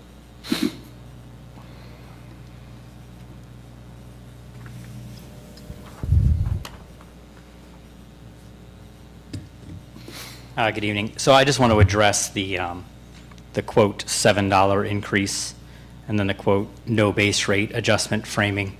I think it understates what has happened and then will happen in the future. The city is correct that the base rate has not changed since 2015, but our bills have gone up since 2015. The example customer using 750 kilowatt hours per month was paying $87.77 in 2015. They are paying $102.25 today. So if you got the same packet that we did coming in the door, it's in their presentation, page 11, slide 21. You can see the little blue bars have gone up since 2015. So that's a 16.5% increase with no vote, no ordinance change. So the gap there is the power cost adjustment. So if you look at your electric bill, this is the third line that you see on your electric bill every month. There's a meter charge, there's a usage charge, and then there's a power cost adjustment. So when the city says the ordinance raises bills by about $7, that is true, but only if you assume the PCA drops to 0, which in the city's projection, and I believe it's made in good faith, that it does. But the rate of increase residents will pay is not $7 one time. Our bills will grow at a roughly 3.6 to 3.9% each year, more than double the 1.6% annual pace of the last decade. That is with no power cost adjustment. So there's also a fairness dimension that I think is worth noting here.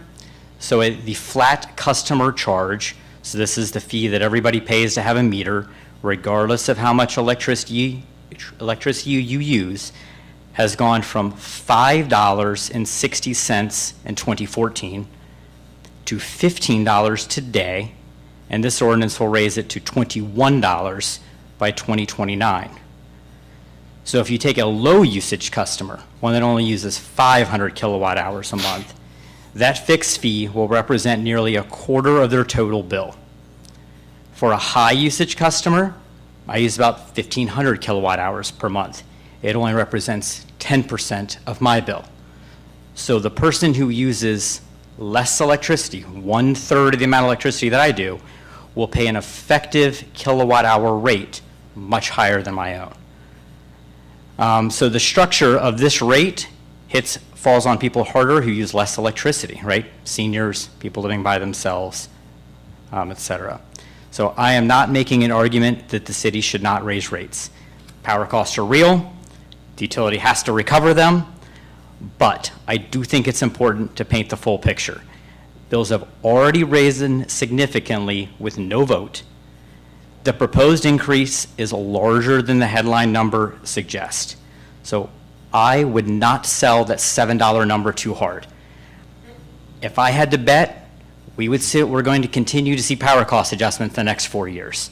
And if we do, the number will be even higher than the 2029 number advertised. So again, not saying vote no, but I think it's worth looking at the whole picture.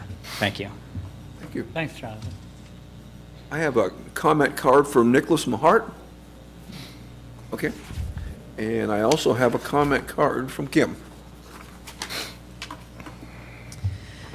Hello. I'm glad you guys are here today because it has to do with you guys. Being this, we're talking about the electric, as someone had mentioned earlier about it being a co-op and, you know, what happens if the coal fire plant goes down. Are you guys actually looking at, because I don't know that this is something the city would do, but I would hope it'd be something the city would ask you guys to take a look at, but maybe you are already. Because of the data centers and how much load they pull and stuff, are you guys trying to protect yourself? Well, maybe you guys aren't the ones. You're just doing the studies, right? Well, maybe. So would you guys be the ones then that would be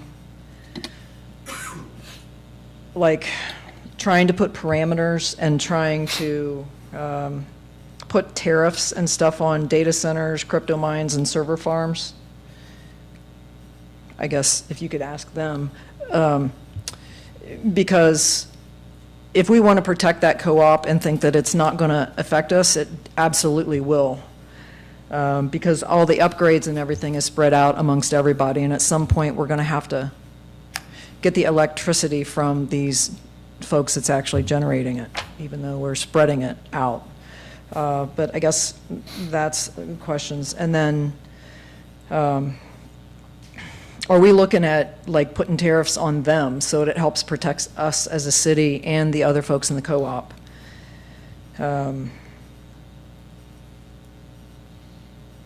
Some co-ops have actually temporarily banned hyperscale data centers, large server farms from actually, I mean, I don't know what that means, but they've banned them. So they've put some kind of maybe a moratorium on or anything like that that helps push that cost down the road or something? Or are the co-ops like asking for full payments for substations and stuff like that? Or adding an additional amount for using that? Is there anything in place where it says the data center can't pull from our co-op stuff, I guess? Is there any protection for us? Because it does look like there are some out there that's pushing back against some of the major grid operators.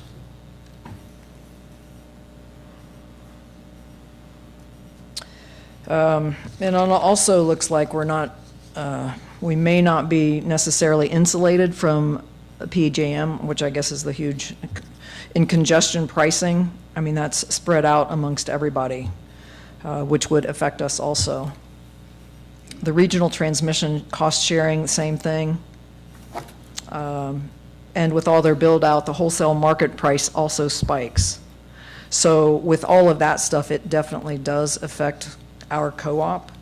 But I would strongly recommend that you guys reach out and just show your concern towards those guys. But with that are all the questions of, are we trying to protect ourselves? Are we looking out? Because, we have a hard time looking 6 months ahead. Again, I hate to bring it up, but, sanitation was one of those issues. And here is a perfect opportunity for us to try to put something in place to help protect the co-op for all the groups that's actually in that co-op. So if you can answer that, that'd be great. Thank you. This is the time for questions from the commissioners. Mr. Mayor, I do have a couple to add on here. RJ, can you walk us through what the PCA costs are and how those are determined and who has control over those?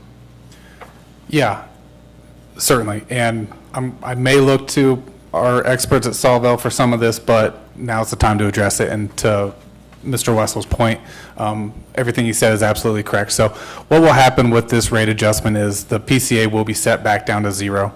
Essentially, the PCA, what it is now, is 1.2 cents per kilowatt hour. That level of a power cost adjustment is one of the main indications that you need to look at your rates, because that is out of whack in terms of what you want a power cost adjustment to be. You want it to be a much smaller number that fluctuates with the actual power cost fluctuations.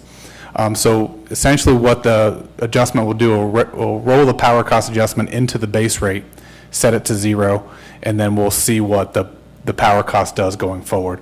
But the power cost adjustment in and of itself as a rate mechanism is very common.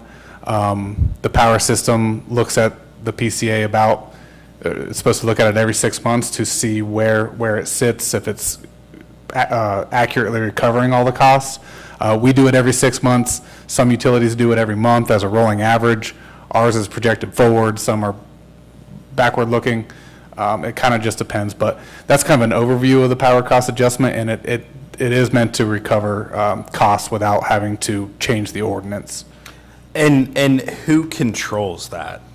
Who controls it? The power system controls it in consultation with our rate expert, Sawvel. Is that what you mean by that question? Yeah, I mean, who gets to decide if it's a dollar or whatever, and it goes for how long? Who makes that determination? Yeah, so we keep track of the actual power cost that the system pays, and it's a rolling ledger of what has been recovered from the power cost in relation to what was charged. Okay. And then I'm going to ask the 30,000-foot view question that maybe I should ask earlier, right after the presentation.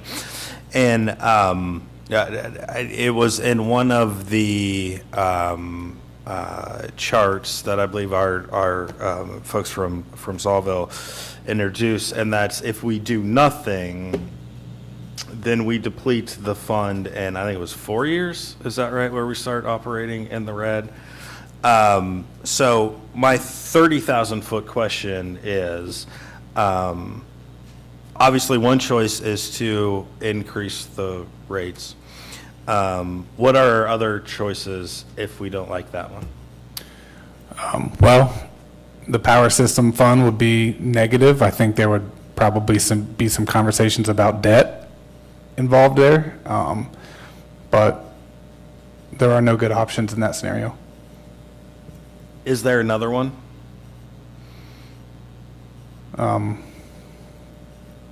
No. Are you sure? Isn't there one where we sell it? Sell the power system? Yeah. Oh, I can't fathom doing so. I suppose that's a possibility. Right. Not one that I've ever contemplated or heard talk of or would like to think about doing. I truly appreciate your reaction to that, because I agree with you that I don't think it's an option either. Certainly not one that I would support. But in all reality, if we're talking all options on the table, that is one. Not one that I think anyone up here is supportive of.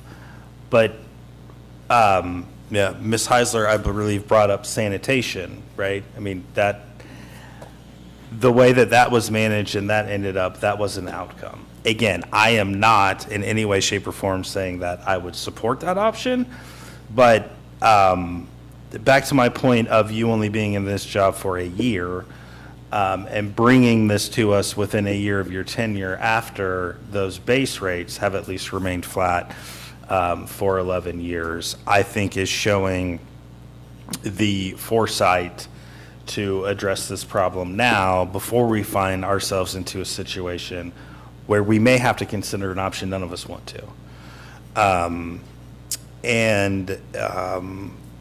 With that, I will add one more that I want to ask you, and then I'm done on this one. My understanding, and I know that we don't have a power agreement yet with the data center, but my understanding is that when it is up and running, their power will be distributed and provided to them from someone else that is not us. Am I understanding that correctly? Yeah, 100% correct. So the contemplated structure and how the power system's involved with the data center will be to serve the data center's construction load only.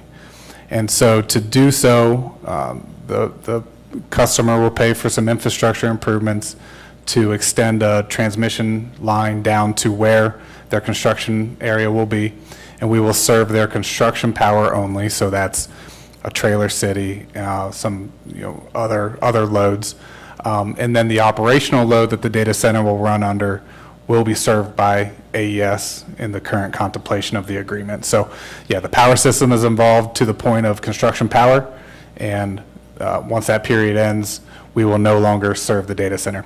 And further to that point, I think what Ms. Heisler was speaking about when she mentioned the co-op portion, I think I'm going to assume some things here, but the city purchases power forward in a pool of resources and other municipal utilities through our partnership with AMP.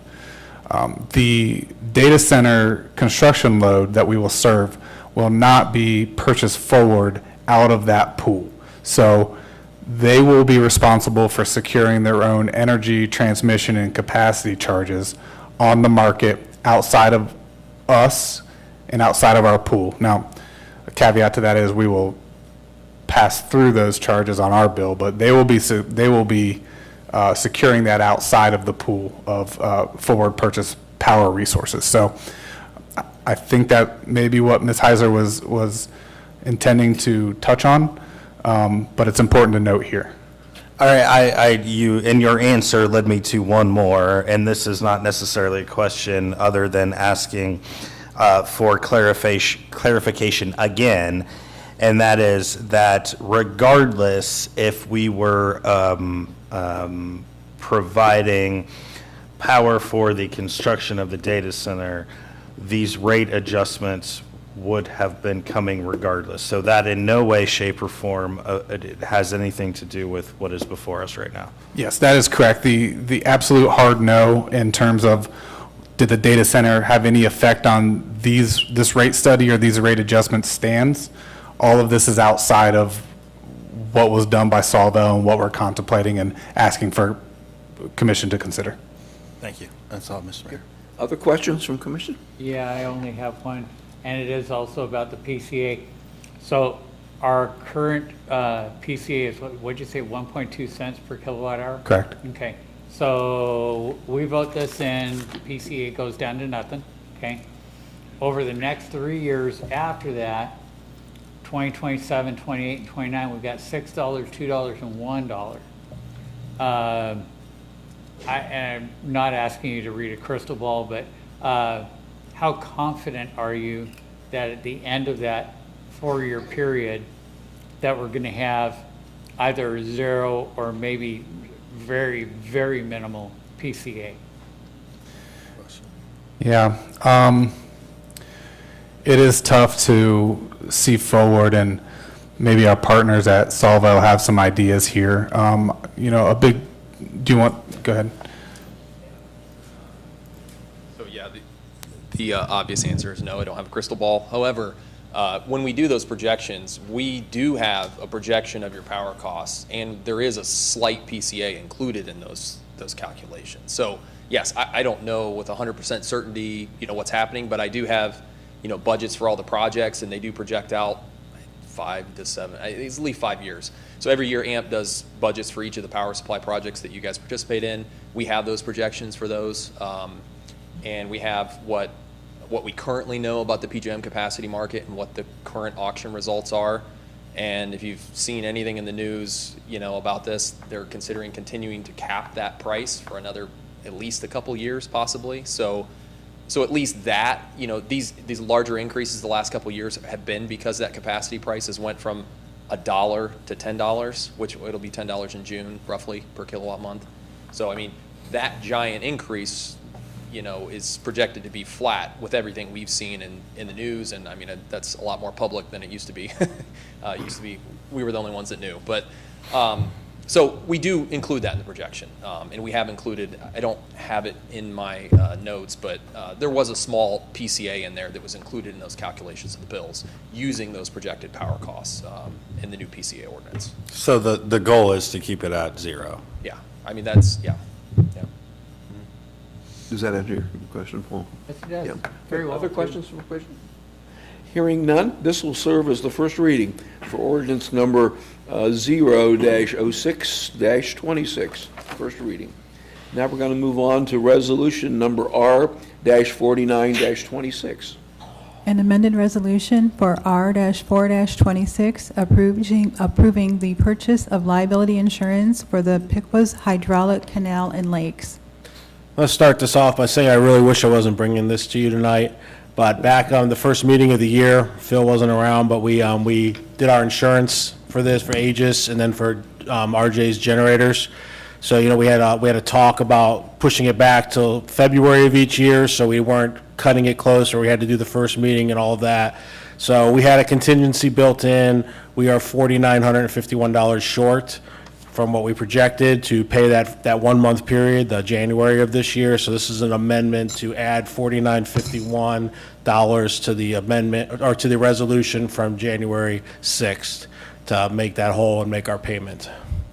So any questions? We have some couple public comment cards. Start with Nick Mayhart. Okay, wave. And I have a card, comment card from Kim.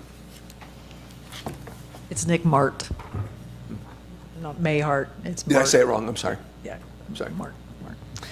This is just a really quick thing on here, and I know you did bring it up in January, and I think I might have actually had that same question in January too.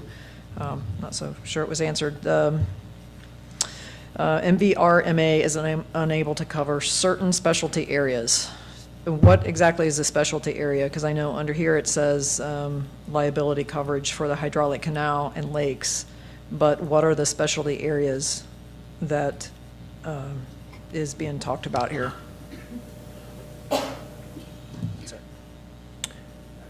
The specialty areas are potential breaks with the hydraulic canal, levees, and pond system.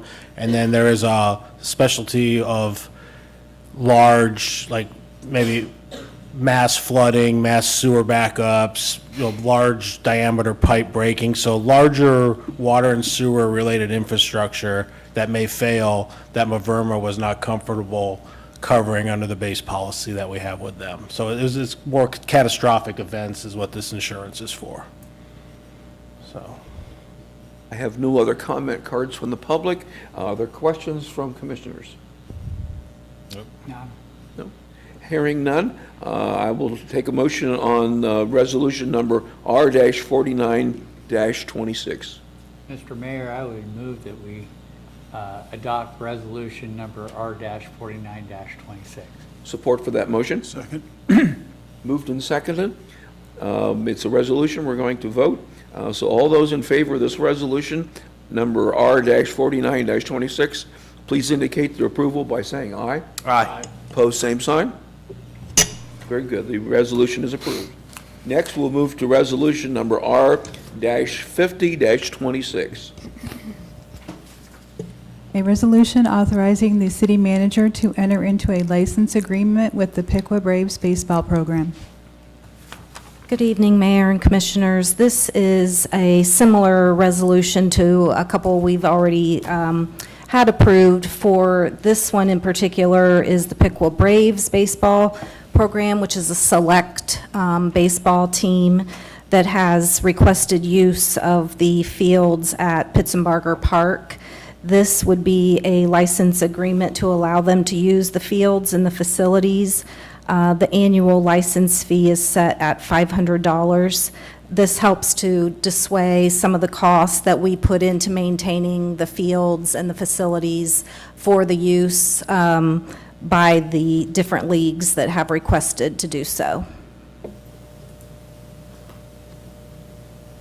I have a couple of comment cards. Nick, do you want to speak on this one? Okay, wave on that one. I have a comment card from Kim. I know we discussed this earlier, and it had been brought up, but I did have a question. Is the Braves are just because it's like a specialty team, right? It's not like the Piqua Indians changed their name to Braves. It's just that team, right?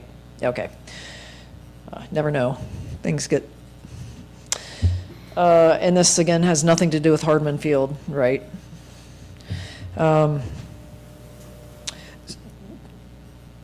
The high school has like a bunch of, just curious, the high school has like a bunch of diamonds out there. Do they ever play out there?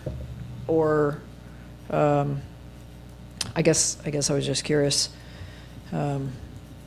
Why is it because it's like in a more central location where there's more diamonds and stuff, or I guess that's it. Well, why wouldn't they look at utilizing the high school and possibly not have a fee? I guess that's it. Thank you. I think that's, let's see, that's 50. I think that's my only comment card on that. Are there questions from commission? Yes. So you're going to charge them $500 where the other leagues were being charged $250. What's the difference? What's the reason behind that? So this team in particular is a select team. The players on this team pay a significant amount of money to play on this team, and you have to be selected to be on the team, whereas the youth recreation leagues that pay a lesser fee are open to anyone to play. They provide that service to the community, and their fees are very minimal typically. So we give them first priority of use of the fields. And then we've had a significant increase in the number of select teams and teams that have players who are not Piqua citizens requesting to use our fields. So we felt that it was appropriate that they should pay more. But I mean, we're only talking about the Piqua Braves. We're not talking about these other teams, are we? There will be more. We've had multiple requests, so there will be more of these license agreements coming before you. Okay. Not only for baseball, but for other? Yes. Well, there again, because they're a select team, because the people that are playing on those teams have to pay more, so in turn, we feel, I mean, that $500, is that giving them anything else that we're not supplying the other teams? Are they getting, other than the fact that the boys on that team, the girls on that team are paying more to be a part of that team?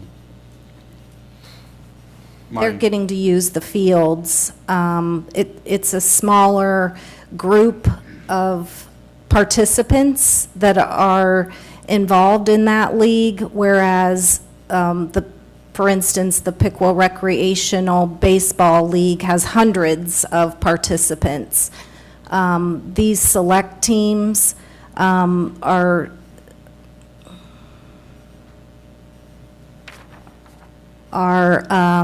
utilizing the same facilities, but for a smaller group of participants who may or may not be Piqua residents. On the Piqua Brave teams, they may not be Piqua residents? They don't have to be. Okay. Whereas the Piqua Youth Recreation Leagues, it's specifically for Piqua citizens. Okay. We've had a request from, for example, we've had a request from a team that is made up of Miami East students to utilize our field, and we feel that they shouldn't necessarily get the same price point that our Piqua youth soccer or baseball or football leagues get. But there again, and in what I'm getting at, but so if Miami East has come in, I can see us charging them extra. So, but there again, this to me, the Piqua Braves, I always thought were a local group, not players coming from the outside. I don't know whether that's a factor or not. I have a problem with the extra money that we're charging for that I don't see the justification in it, other than the fact, if you have Miami East wanting to play on our field, then I can see us charging that amount. Yeah, I believe in the past, I don't know that the team has been made for this year, but I believe in the past, the Piqua Braves have had participants from Miami East, Covington, surrounding communities. It's not just all Piqua citizens typically. Okay. I'm done. Okay. I have a request for comment card. Let me come back to you, Paul. Okay. I'll have this. Cree St. Myers. Yeah, you're up.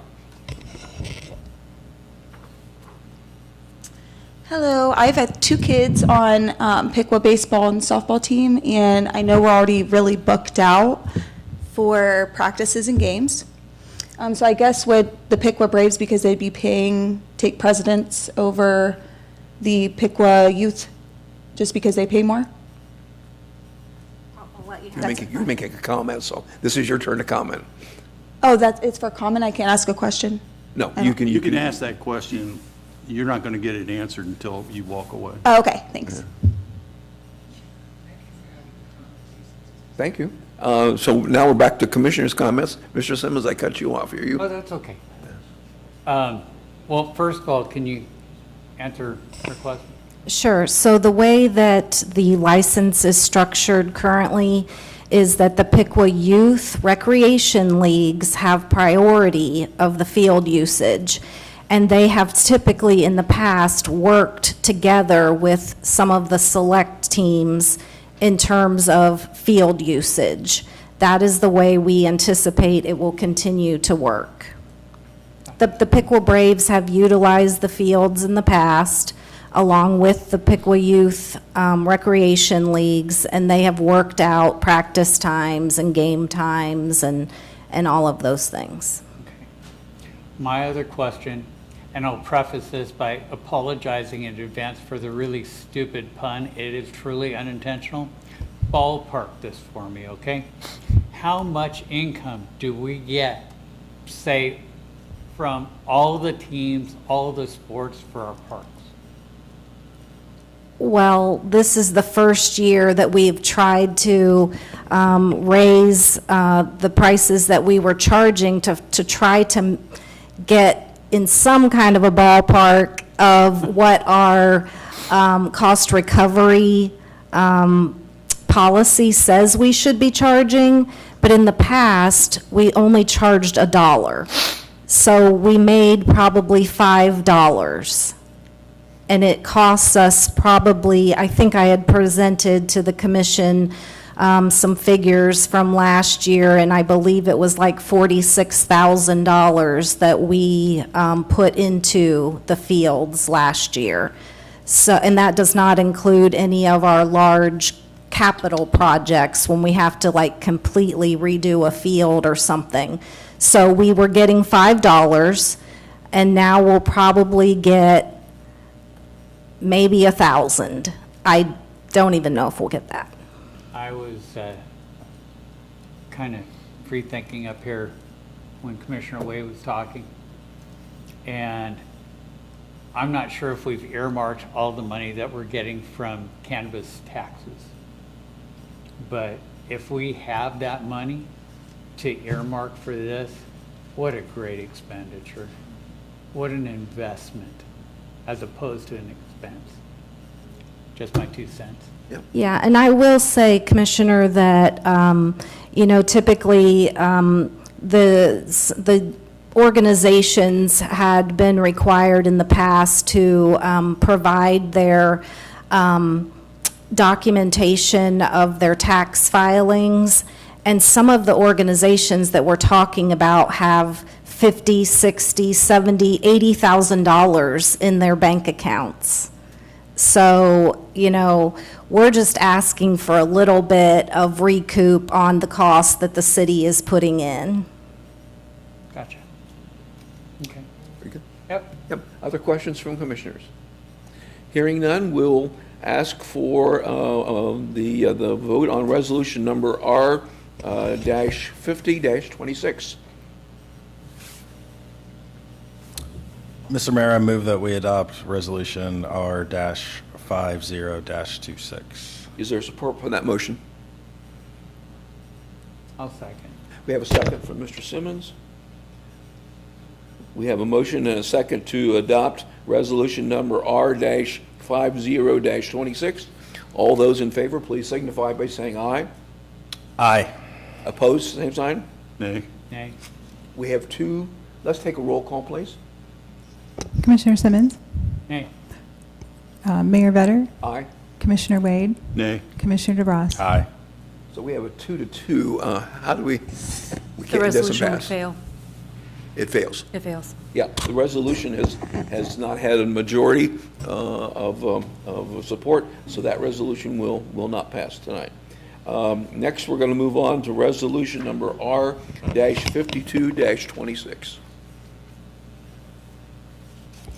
A resolution appointing an interim city manager.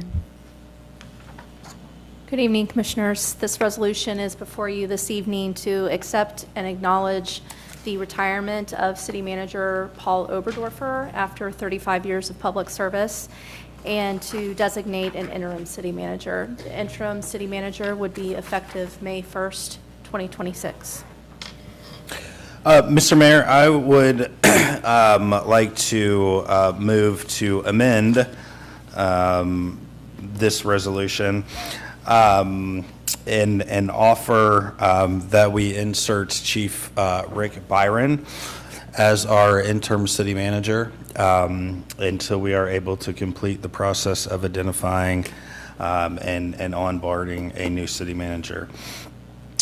Chief Byron has been a steadfast leader in the city, is currently responsible for both the police and the fire department, arguably the two most important, not that they're all not important, but the two that are dealing with saving people's lives, and would feel that his leadership and his steady hand would serve us well through this process. So let's take you're making a motion to do that? Yes, I would move that we amend the resolution and where it's the empty space where it says his successor has been designated as, we insert Chief Rick Byron. Very good. Is there support for that motion? Also, it's got to go on section 1 as well as the other one. In section 1 also. Yeah, both sections. Yes. Okay, support for that motion? I'll second. Okay, and we have multiple seconds. So we have a resolution, and I have a couple of comment cards. Oh, we need to vote on the amendment first. So all those in favor of the amendment signify by saying aye. Aye. Opposed, same sign. Now we're going to consider the resolution, and I have a couple of comment cards on that. So Nick, you're on the comment card list. You're good? Very good. I have one from Kim as well. I just have a curious question on this. Paul's last day is, you said, May 1st? Is that what? Paul's last day is April 30th. April 30th. Is he working now until then, or is he like out on like leave or stuff? I was just curious. If you guys could like write that down and ask that question, that'd be great. Rick, good luck to you. And I would really hope that if you guys do pass this, that Rick or whoever is going to be our interim city manager take a step back. Don't pass anything new. Take a pause. Make things a lot more transparent. Do some audits. And try to turn this place around a little bit, maybe with some ordinances or something to kind of fix some of the problems that we have. I think that would be fantastic. And, of course, keep doing what you're doing. But transparency is the best. And if you can do anything about that, that would be much appreciated. Because we are in a very, very sad state right now. And I'm not going to lie, I will be glad to see someone new come in. That's it. Thank you. Are there additional comments or questions from the commission? Hearing none, we'll call for the motion on the resolution. I need a motion to do that. We're talking about resolution R-52-26. Mr.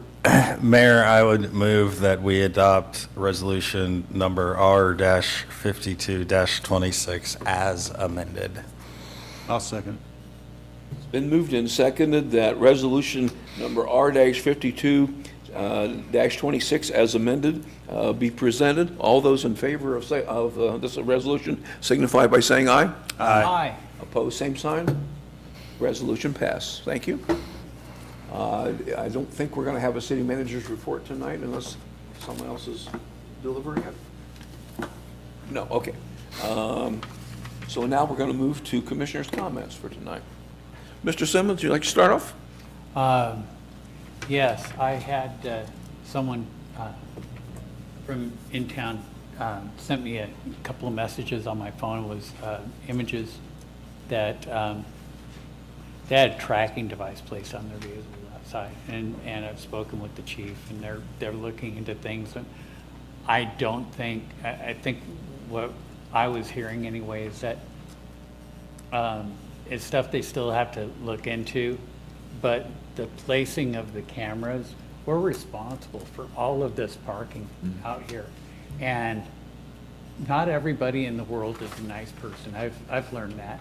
And I think eventually, or sooner or later, we're going to have to look at having more cameras placed out there so that we do have multiple views, multiple angles. So if anything like this happens again, they won't think twice about doing it because they'll know they'll get caught.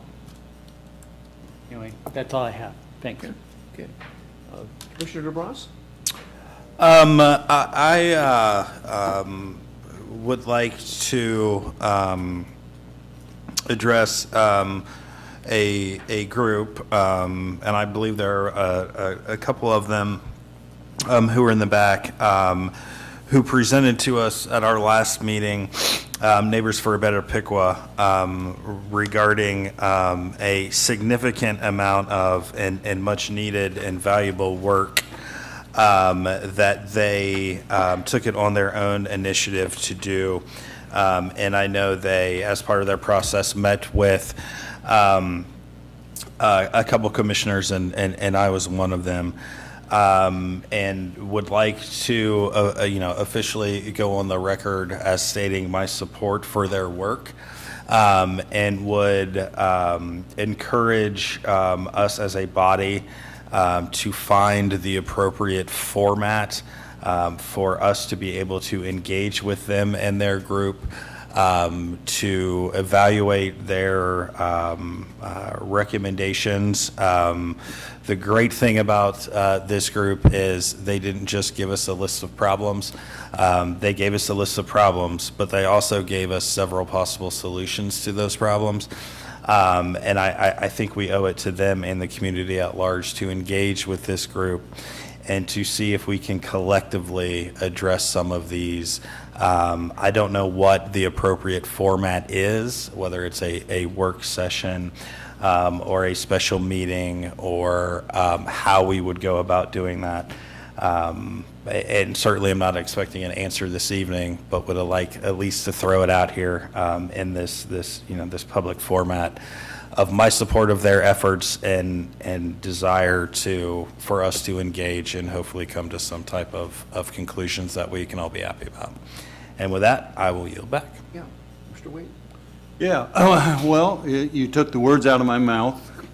I too agree with what they did, and I hope that we can find an avenue to bring some of those to a discussion point. The other thing that over the last week that someone brought to my attention, one, I noticed or he noticed on the water tower that the feather is no longer for the Q. They just went with a block Q lettering. I don't know why that's happened. I kind of like the feather. And the other factor that we discussed was the fact that there's no city flag here, which I think there should be since we do have a flag. And I'd like to see that change. So that's all. Yeah, very good. I have a couple of final comments. Number one, I was approached by a person in the parking lot this afternoon, and she wanted me to make the announcement that for those of you who may not remember, taxes are due April April 15th. So I think most of us are in process or have completed, but she thought that was an important announcement that needed to be made, so I've made that. The second thing is that as we move into hopefully spring and a little warmer weather, remember that we're going to have yard waste and those kinds of things coming up. And so I think we're asking people to use the appropriate bags for trash waste. And so that will start to increase, I'm sure.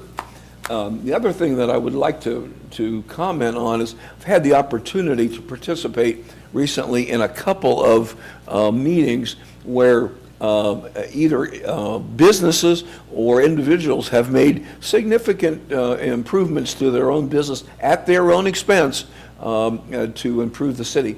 And those are greatly appreciated. I participated in the Housing Council meeting, and also the Historic Review Committee met last night and approved a couple of significant improvements to properties at the expense of the individual or the company.